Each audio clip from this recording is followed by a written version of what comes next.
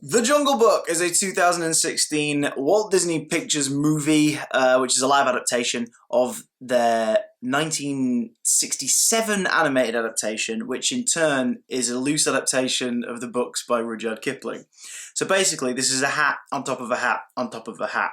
That many hats should topple and fall. But did it? Stick around and find out. Because, of course, a hat analogy is the perfect thing to do in a Jungle Book review. What am I talking about? For those who don't know the story, Jungle Book is about the man-cub Mowgli, a young boy of about 10 years old who's been raised by wolves and a black panther named Bagheera all of his life. Suddenly, the tiger Shere Khan returns to his area of the jungle. Shere Khan hates man, wants man dead, and as such, wants Mowgli removed from the jungle permanently. So, the quest is on to get him back to the nearest man village so he can be with his own kind. However, along the way, he meets some rather unfortunate and dangerous predators and situations, as well as a brand new pal, learns the bare necessities of life, all that jazz. If you don't know the story of the Jungle Book, I would be surprised. Now, when it comes to Disney adapting their animated movies into a live-action version, the first thought that went through my mind as I was growing older was, well, when I was a kid, it was 101 Dalmatians the first I was familiar with, and the first thought was, oh wow, because the idea was different and novel and kind of strange.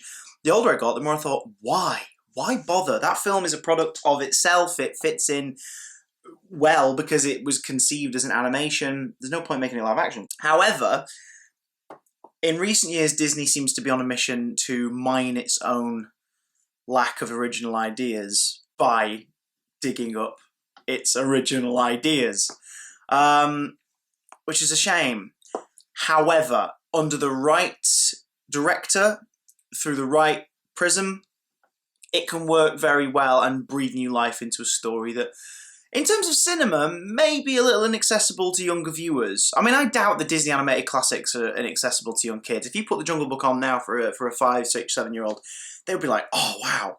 I imagine. I mean, maybe they're not. Maybe they're like, no, put on Citizen Kane again. Depends on how eclectic their taste is. But, you know, I could understand maybe there might be some younger kids who don't like the animation, who've grown up with CGI animation, so hand-drawn is out of bounds for them, and to the parents of those children, I would say, no, show them more hand-drawn animation. There is magic and wonder in that cannot be captured in any other medium. However, the Jungle Book, unlike Sleeping Beauty with Maleficent and Alice in Wonderland, presents an interesting choice for an adaptation in live action, in that unless you're going to rear from birth several giant animals and train them to speak and perform, you're going to have to do it through a visual effect. As such, this movie was made in downtown LA on a soundstage. It's mostly blue screen, bits of sets, and only one, although there is a flashback sequence at one point in the movie featuring a different character, but only one principal live-action performer. And that's Mowgli, played by Neil Sethi. I've heard it pronounced Sethi. It's spelled Sethi, but I've heard it pronounced Sethi. Sorry, Neil, if I got it wrong. He is great. He's really good. He has to... Here's the thing. I was talking to a friend just after I got out of the movie. I was messaging him, and I said, like, what's weird about this film is that Neil Sethi, in a couple of moments of comedy, doesn't quite hit his mark, and he feels a bit like a kid actor, and not in a good way. However, the more I thought about it, the more I was like, you know, I'm going to excuse him those tiny little moments. That's stuff that he will refine as he gets older, because in this movie, a 10-year-old kid shows so much emotion, deals with so much action, and it, like, just sort of emotional weight and tension and everything. All the while, in real life, he was doing that to a bunch of, like, pillows with eyes stuck on them in a blue room. This kid's ability to sell every single one of the animals he encounters to you is astounding. So, I may have nitpicked his humour, but this kid is going to go far. And he carries the movie very, very well. Giancarlo Esposito is Aquila, and Lupita Nyong'o is Raksha, his sort of the head wolf of the pack, and Umamoga's adoptive mother, and they are brilliant. They are the emotional anchor that's needed to make it feel difficult when Mowgli has to leave the pack and leave home. You want him to stay with them. They are loving and caring, and they know what's right for him. And that is why it's heartbreaking that he has to go. But luckily he's got Bagheera along the way. In quite possibly the best bit of casting in the whole movie, Ben Kingsley as Bagheera takes on the role that Sebastian Cabot, I believe, performed in the original Jungle Book animated film to perfection. Kingsley has just translated it to live action to perfection. Bagheera's the best bit of casting in the movie. He's perfect and plays off beautifully with Baloo later on, played by Bill Murray, in a role very different from Phil Harris's original in the 67 movie. In the 67, Baloo's a bit like, yeah, man, like laid back. This Baloo, a bit more modern laid back, a bit more of a stoner. I'm not saying he's like token. Louis might be, but this Baloo is just more of a layabout. He's the big Lebowski. He's the bear Lebowski. That's the perfect way to sum up. He's the dude of the jungle. And they work really well together. And when the three of them get together, those are some of the best scenes in the movie, where it's just Bagheera, Baloo, and Mowgli. They play off each other so well. Some of the characters that they encounter in the original movie don't get as much screen time in this one, some none at all. So big fans of the animated film, don't go into this expecting to see what you've already seen. They are using the 67 film as a guideline and a framework. And this is where the adaptation part has come in to its benefit, I feel, because it's not gone, we're going to just do that film note for note. There are several beats that are the same. But for example, certain things don't arrive. The vultures, if you love the vultures, you know, we're your friends, we're your friends. If you love them, they're not in it. There are vultures in it, but they're more thematic. They're not talking Liverpudlian vultures. Car the Snake, for example, played by Scarlett Johansson. Interesting casting, especially after her. Like, someone who spent an entire movie there is using her voice to make you believe that the main character was falling in love with just the voice of an AI. As the voice of the seductive, like, hypnotic serpent. Perfect casting. However, it's not spoiler alert, but you pretty much see all of Car in the trailers. Which I'm warning you of now, because she's so heavily in the marketing, you'd think she'd have a more prominent role in the movie. She has a key moment, but not for herself, more for Mowgli. And it's a bit of a shame that the character's just like bashed out like that, especially when the casting was such a good choice. But they've already greenlit a sequel, so maybe she'll come back. I'm not saying she survives, does she? We'll see. Most surprising casting to work is Christopher Walken as King Louie, because King Louie in this is not Louis Prima of the original. He's not a scat-singing jazzy ape. He is a... I'm trying to remember what the name of the species is. It's like giant Gippicus or something. I don't know, but like, he's basically a prehistoric ape. He is massive. He's not an orangutan. He's King Kong's cousin. And he's great. Louis in this one is more kind of mob boss. Like, the monkeys and everything are his network, and he is in charge. And I mean, who else is going to play something like that to such a ridiculous degree and sell it as Christopher Walken? And he's fantastic in the role. He also gets the only really kind of musical moment in the film. Now, the film isn't a musical. It does have a couple of songs, one that you may have guessed from the trailer, but it's not a full-blown production number. But then he kind of has a bit more of this character's signature song. And it takes you out for a moment, because the rest of the film isn't a musical. But I'll get to the music in just a second. Most admirable performance is Shere Khan, played by Idris Elba. Because Shere Khan in the original, played by George Sanders, aka Mr. Freeze for some of you Batman nerds, one of the Mr. Freezes, the first Mr. Freeze. George Sanders plays Shere Khan in the original as an aristocratic sort of, you know, he's up his own tiger arse. Like, he is the shit, and he knows he's the shit, and no one's gonna mess with him. But in that original movie, they don't make a mission of showing you why he's the shit.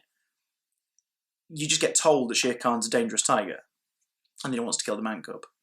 In this movie, you see why Shere Khan is something to be feared. And it's really sold, not just through the animation, which is beautifully done, and the way that Jon Favreau directs the sequences with Shere Khan on the attack is tense and ferocious, but Idris Elba's just tone and the malevolence, and the fact that this tiger is emotionally invested in the death of this small boy. He's scary. There are kids going to be coming away from this movie frightened of Shere Khan, and with good reason. Another animal who sort of gets looked over is the elephants. They play a very significant role in this, but you've not got Colonel Hathi and like the, you know, like, that's not happening in this movie. Although there is a very nice little nod to Hathi Jr., and just this little moment Mowgli has with with a baby elephant. There's a lot of moments, actually. There are a lot of beats from the Jungle Book, which is a music pun, that work really well, like reappropriation of the classic tracks. For example, like, every character's signature music from their scenes in the animated original is worked into the score during their sequences, but not in a way that pulls you out of it in any way. It makes you go, oh yeah! Like, it informs the sequence. A few pieces even get repurposed. to suit the narrative needs. For example, listen to any of the sequences discussing man's red fire, and the music for that fits how you find out about it in the first place. And it's very well done, and it's beautifully done. And it's because one of the Sherman brothers worked with the musical team for this movie to, appropriate his original score, his and his brother's original score, with the new score. And it fits beautifully. There's also quite a few nods to other movies. There is a blatant nod to The Lion King. I shan't say any more than that, but when you see a certain shot in the movie, you'll go, "That's The Lion King!" It's great. It's a nice little nod. There is a fantastic nod to Apocalypse Now at one moment. It's really subtle.